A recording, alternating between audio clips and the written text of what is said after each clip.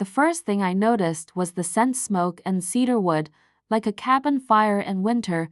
"You're late," I said, not looking up from my lyrics notebook. My voice was calmer than I felt. "I like to make an entrance," he replied, smooth like warm whiskey.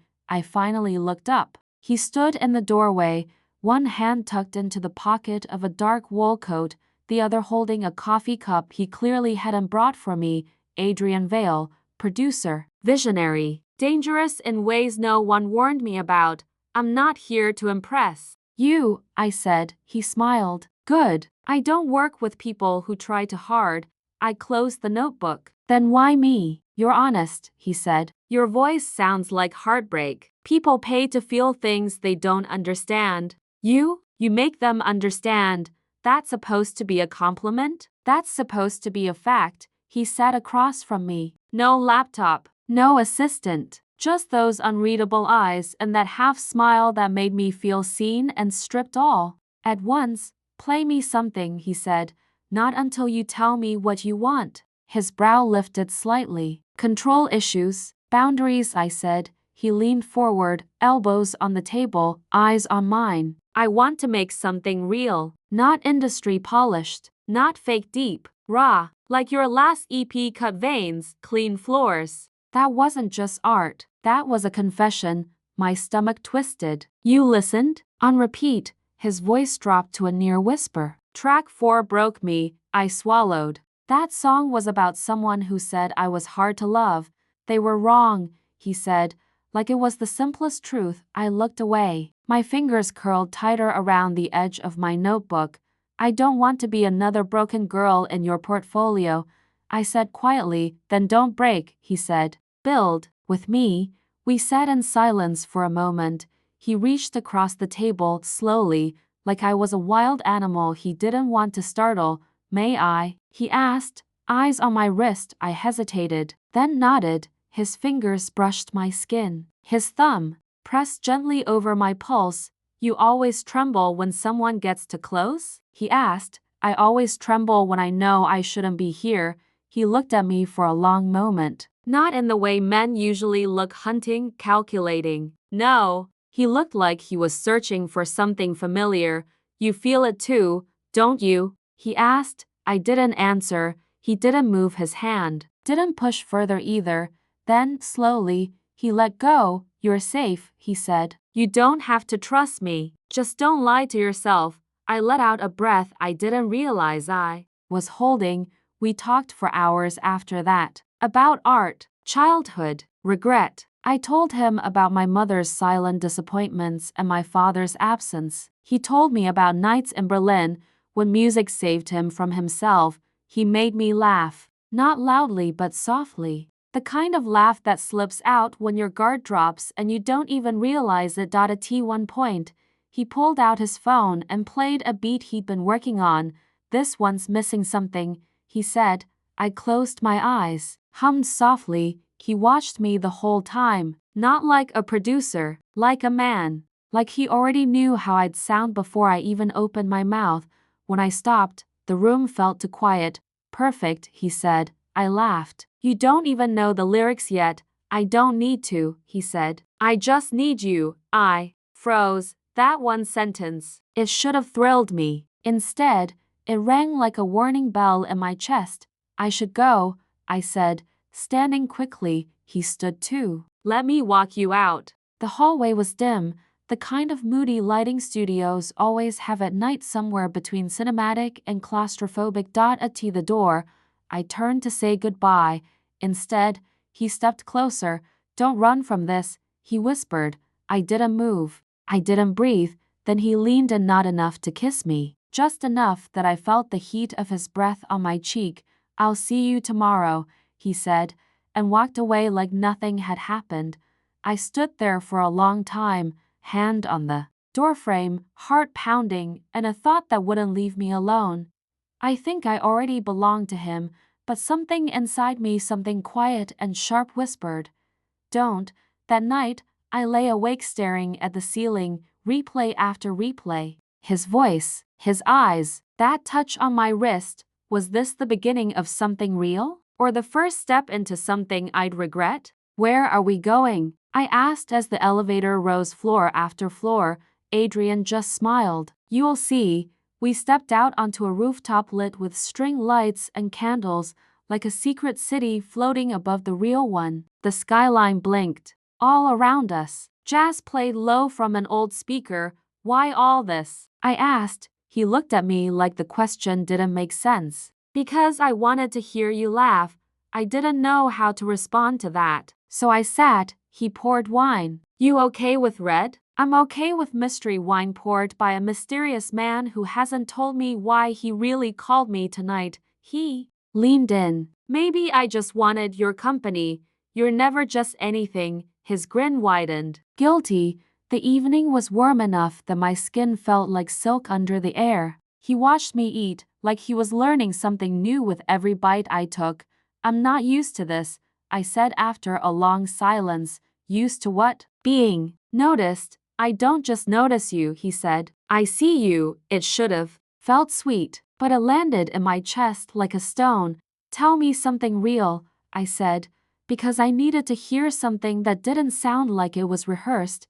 He didn't flinch. I used to sleep on a studio couch, lift off espresso, and fake confidence. My brother stopped talking to me 5 years ago, and I've never loved anyone who didn't leave. Why'd he stop talking to you? Ezra, his voice cooled slightly. He hated what I became. What did you become? His smile faded. Someone who wins. At any cost. I blinked. That's honest. You asked for real. I did. He reached across the table. I hesitated, then let him take my hand.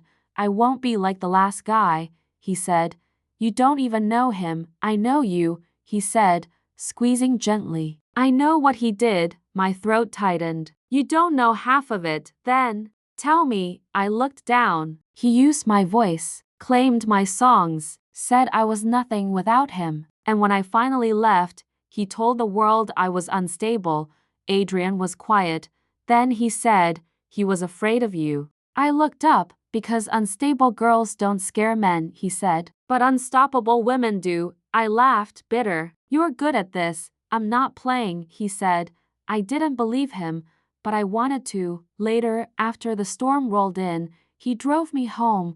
Rain pelted the windshield. Thunder cracked. The street lights flickered as we pulled up to my building. Wait, he said. Don't go in yet. Why? Just sit with me a second. So I did. He turned off the engine, but the jazz kept playing. My place is 5 minutes away, he said. I looked out the window. And I don't want you walking up alone in this. I want you safe because you're the savior type now. He looked at me. Really looked. I want you dry, warm, and maybe a little less alone. I stared at him, then sighed. Fine. 5 minutes, it turned into hours.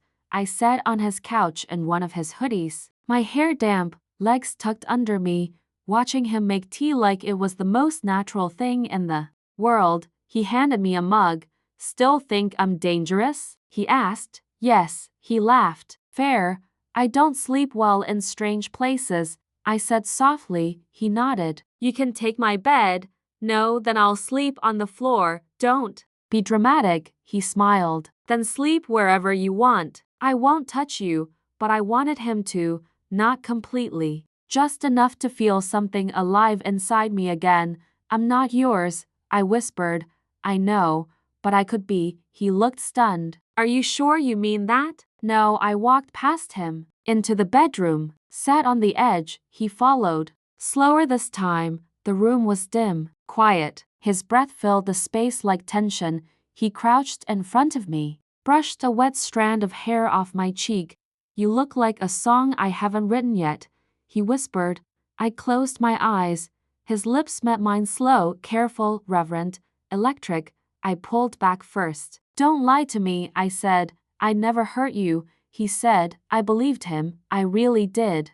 Just sign here, Adrian said, sliding the papers across the marble counter. I stared at them. You said we were just doing a trial EP. This makes it official, so we can pitch for wider distribution. He sipped his espresso like it was no big deal. Then why does it look like a mortgage? He smirked. Because the music industry is dramatic and lawyers love ink. It's standard. Trust me, I'd rather read it first. You can, he said. But it's 28 pages of legal jargon. We're just formalizing what we already agreed on to singles 1 EP. I won't own your soul. I laughed uneasily. That's oddly specific, because I know how your mind works. He leaned in. If I wanted to control you, I wouldn't need a contract. I just keep making you feel like this. My chest tightened. He didn't move. Come on, he whispered. Don't act like we're strangers. You trust me. I hesitated. Then I signed. 3 weeks later, my name vanished. I tried uploading a demo. Got blocked by the platform. Rights conflict, it said.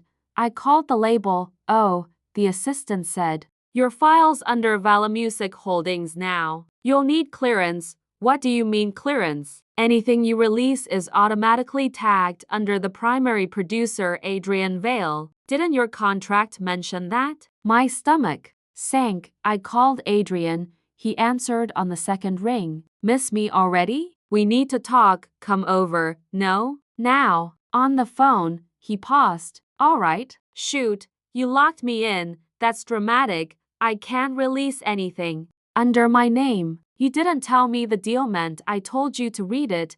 He said, calm. You also said it was a formality. And you said you trusted me. I didn't say I'd let you own me. Ownership? He laughed softly. You're not a house, sweetheart. You're a brand. And brands need structure. I'm not a product. You're a risk. A brilliant one. And I protected you. No, you trapped me. I gave you everything. Studio time, visibility, exposure. And you're mad because my name's on the door. I'm mad because I didn't know you'd bolted from the inside. He went quiet for a beat. Is that how you see me now? I didn't answer. Then he said it quietly, like a truth that didn't need volume.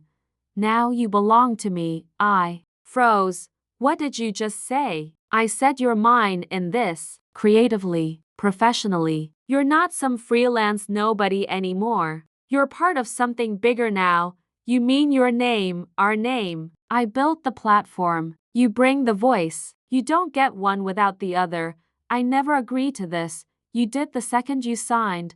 I paced my apartment, heart racing. There has to be a way out. He laughed again, softer this time. You think I didn't lock the exit first? I gritted my teeth. This is messed up. This is real, he said. You think artists survive on passion alone? You think record execs give a damn about your past? I gave you the only thing that matters in this industry, control. No? You took mine. Another silence. Then, coldly. The only way out is if I release you. I stopped pacing. What? It's all in the contract. You can't terminate it. Only I can. My hand trembled against the wall. You planned this? No, he said. I protected what matters to me. You mean your ego, I mean you. Us. The project. The work. You mean the brand. You're emotional, he said. You'll see clearer tomorrow. I almost laughed. I'm not in love with you, I said. I'm trapped. You can be both. I hung up. I sat on the floor for hours, contract beside me, pages fanned out like a crime scene. I found the clause. Section 17.3, termination by producer only. I ran my fingers over the words. Only he could set me free, and he had no reason to, not when he already had what he wanted. I shoved my key into the lock. It didn't fit. Again, click. Nothing. I tried the backup key. Same result. My phone buzzed. Adrian. Had to change the locks. Safety stuff. I'll bring you a new key tonight. I stared at the message, fingers frozen. Me. You didn't ask, Adrian. I don't need to ask to protect you. I almost threw my phone. Instead, I pressed my forehead to the door and closed my eyes. Maya's voice echoed over the speaker. He what? He changed the locks. Posted pictures of us too. One of them's from a night I didn't even know he had a camera. You're kidding? No, I told you. I know what you told me. I snapped. Silence. Then her voice softened. You need to go public. I'm not ready. He's not giving you time to be ready. I don't have proof. You have a name. You have a story. That's enough. I'm scared, Maya. I'd be more scared if you stay quiet. I hung up before I cried. The roses came next, 3 dozen, blood red. No note, I threw them in the trash. An hour later, another delivery. This time with a card. You'll calm down. You always do. I couldn't breathe. I paced the apartment. Like something was crawling beneath my skin. I felt watched, not just online. In real life, someone whispered my name at the studio. A woman I didn't recognize asked, "Are you the one dating Vale?" Not working with him. Dating, the lie was growing, public, permanent, and I was the one inside it. I ran. No shoes, no umbrella, just me in leggings and a hoodie and a heart thudding too loud to think. Rain hit like needles, soaking me instantly. I didn't think, didn't text. I just ran. To the one place I knew Adrian never went. Ezra's door. I knocked once, twice. He opened, eyes wide, shirt wrinkled like he'd been sleeping. I stood there, dripping on his welcome mat. "Don't ask," I whispered. He stepped back. I walked in, shaking. He shut the door behind me. I collapsed on his couch, knees to my chest, hair plastered to my face. He handed me a towel. "You okay?" No, he waited, then sat on the armrest. "Not close, not touching, please," I said, voice cracking. "Don't tell him I'm here." He nodded once. "I won't. You can't stay long," he said after a while. No, but you can sleep." I looked up. "Even after everything? You think I don't see it?" he asked. "The posts, the press, the perfect narrative he's crafting. He changed my locks, I figured. He owns my name. Now, I know that too." I buried my face in the towel. "I thought I was smarter than this." "You are. Then how did I fall for him?" He paused. "He makes people feel seen." I met his eyes. "So do you." He looked away. "Why did you stop talking to him?" I asked softly. Ezra hesitated. "Because Adrian doesn't just want love. He wants possession. And I don't give mine away." I sat in silence for a while. "You hate him." "I pity him," Ezra said. "But I won't watch him ruin someone else." I looked down at my bare feet. They were red, cold, raw from the pavement. "You ran here," he said quietly. "I didn't know where else to go. You came to the right place." Later, I curled under a borrowed blanket, listening to Ezra hum in the kitchen. Some old vinyl spun low in the background, melancholy, soft, nothing like Adrian's world. I picked up my phone. Another message from Adrian. "Where are you?" Then a photo of the empty apartment. I turned off the phone and shoved it under the pillow. The next morning, I sat at Ezra's table, clutching hot coffee like it could hold me back together. He slid a small card across the table. "Lena Cross," he said. "Tabloid journalist. Sharp, dangerous, but fair if you give her something real. You want me to go to her? I want you to have a way out. One he doesn't control." I stared at the card. "You think she'll listen?" "She's already curious. She'll twist it, then beat her to it." "Speak first. Speak." Loud, I traced the raised letters on the card. Lena Cross, red lipstick, sharp pen. No soul, but maybe. The only shot I had left. I looked up at Ezra. "Will you help me?" He nodded. "Until the very end." "Leave the lights off," I whispered. Ezra didn't question me. Just set the bag of groceries on the floor and closed the door quietly behind him. "Still think someone's watching?" he asked. "I know someone is." He exhaled. "Adrian, or one of his shadows." "I don't know. I just feel it. Everywhere. You're safe here, for now." He crouched beside the bag and pulled out canned soup and coffee. "You need real food, not whatever was growing in that fridge." I liked that fridge. That fridge was mold's playground. I almost smiled. Almost. We spent the next few days like that. Quietly, him bringing food, me printing old emails. He'd highlight the incriminating ones, color-coded. We barely spoke some days, but I always heard his voice in my head, low and steady, when mine felt like static. One night, I asked, "Why are you helping me?" He didn't answer right away. Then he said, because I know what it's like to be trapped in someone else's world. You were his brother, and still never enough. I looked at him. He used you too, didn't he? Ezra shrugged. He used everyone. Some nights I couldn't sleep. I'd creep down the hall, barefoot on the cold floor, and just stand outside his door, listening, not knocking, just listening. He always breathed steady, calm, like someone who'd made peace with himself. A long time ago, I envied that. One night, I whispered through the door, "Are you awake?" Silence. Then, "Come in." I hesitated. "Don't make me say it twice." I opened the door. He sat at the edge of the bed, shirtless, lamp glowing like a secret between us. "You okay?" he asked. "No." He patted the space beside him. I sat, arms wrapped around my knees. "You're not sleeping," he said.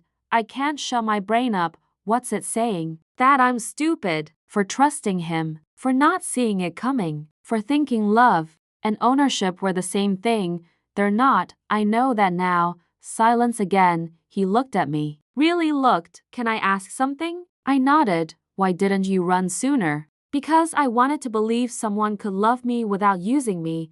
He inhaled slowly, then reached over, his fingers grazing mine, not pulling, just there. I didn't move away. His voice dropped to almost nothing. "He didn't deserve you." I'm starting to believe that.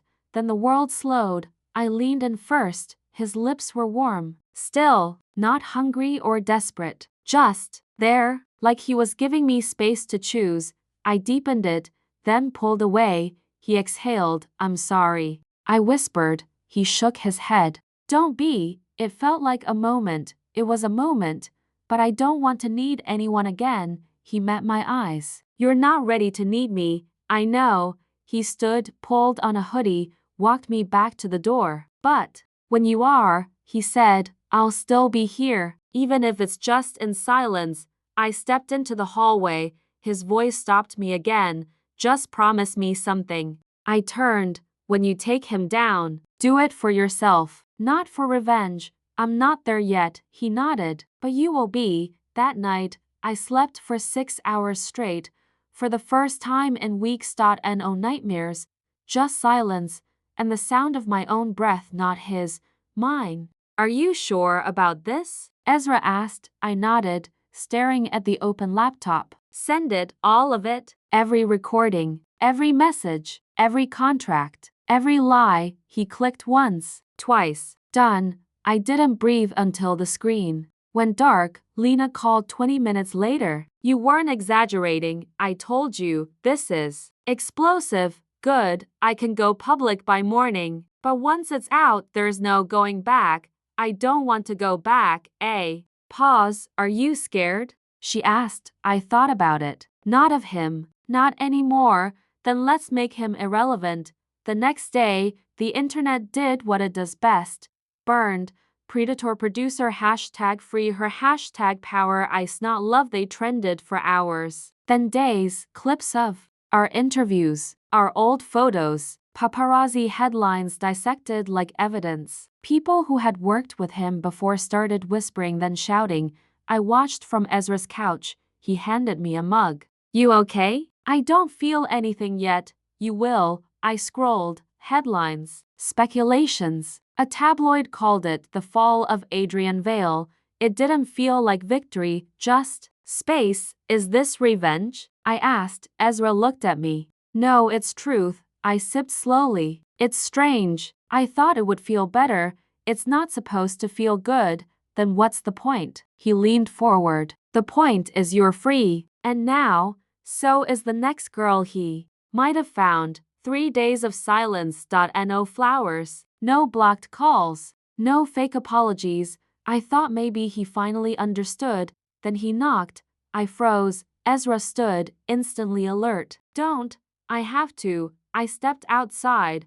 He looked like a ghost, hair disheveled, eyes sunken, like the world finally saw him, and it broke something permanent. "You sent them everything," he said. I did. "You could have talked to me. You would have twisted it." He didn't deny it. "I loved you," he said. "No. You loved owning me." That's not true. I crossed my arms. Then why did you lock me in a contract I couldn't leave? I built your career. You built a cage. His voice cracked. You were the best thing in my life. I swallowed hard. You were the worst in mine. I didn't mean to hurt you. You didn't break me, I said. You revealed me. His lip twitched. So this is who you are now. I looked him straight in the eye. Yes, his breath hitched. You were supposed to need me. I don't.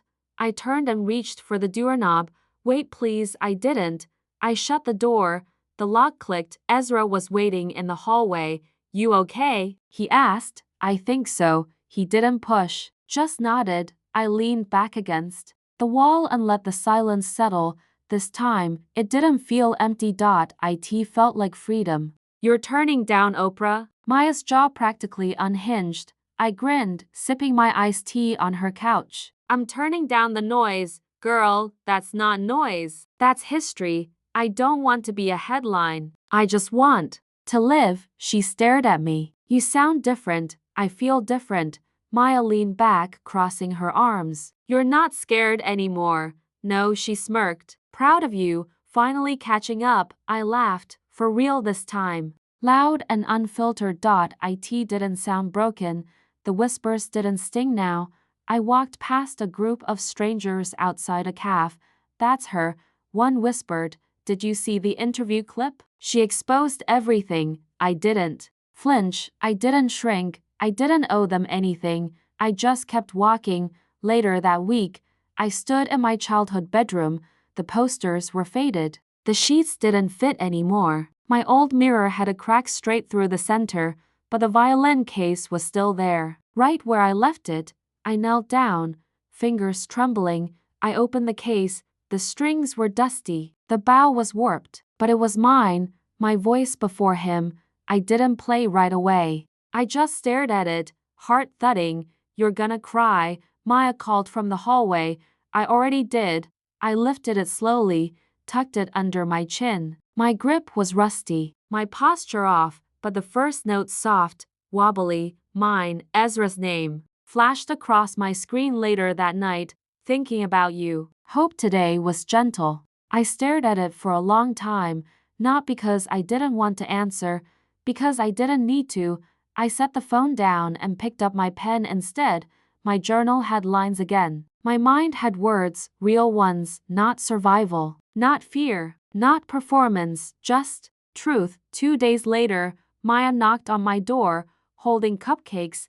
You didn't text me back. I was writing. Her eyes sparkled. A new song? I nodded. It's not for anyone else. Just me. She smiled softly. That's the best kind. I bit into the cupcake. Why do these taste like actual happiness? Because you're not eating them in a panic spiral. Fair. Maya reached over and brushed something off my cheek. You look peaceful, she said. I am peaceful. I didn't answer Ezra that day either, but I thought about him, his steadiness, his silence, the way he let me fall apart and never asked me to fix it fast. I wasn't avoiding him. I just wasn't rushing, because for once, I wasn't filling a silence. I was enjoying it, and that was mine too. You look different, Maya said behind me. I didn't turn from the mirror. I am different. She leaned against the doorway. You used to stare at yourself like you were trying to disappear. I used to think vanishing was survival, and now? I think survival is becoming. The woman in the mirror didn't flinch anymore. She wasn't hiding under makeup or behind someone else's name. She wasn't shrinking. She stood tall, not perfect but whole. My phone buzzed. I didn't need to check. I already knew. Adrian, one last message, might have given you the world. If you stayed. I reread it once, then again. Then I laughed, not because it was funny, because it was familiar, the same sweet poison, laced in promise. All roses, no roots. Maya stepped closer. You okay? Yeah. What did he say? That he would have given me the world, she scoffed. You were his world, I know. You deleting it? I nodded. Right now, my thumb hovered. One breath in, one exhale out, delete, gone. Feels good, huh? Maya said. Feels like air. That night, I sat with my violin again. not to perform, not to please, just to play. The first note came easy, the second, easier. By the third, I closed my eyes. I remembered who I was before him and who I became after. I texted Ezra a picture of the sheet music hours later.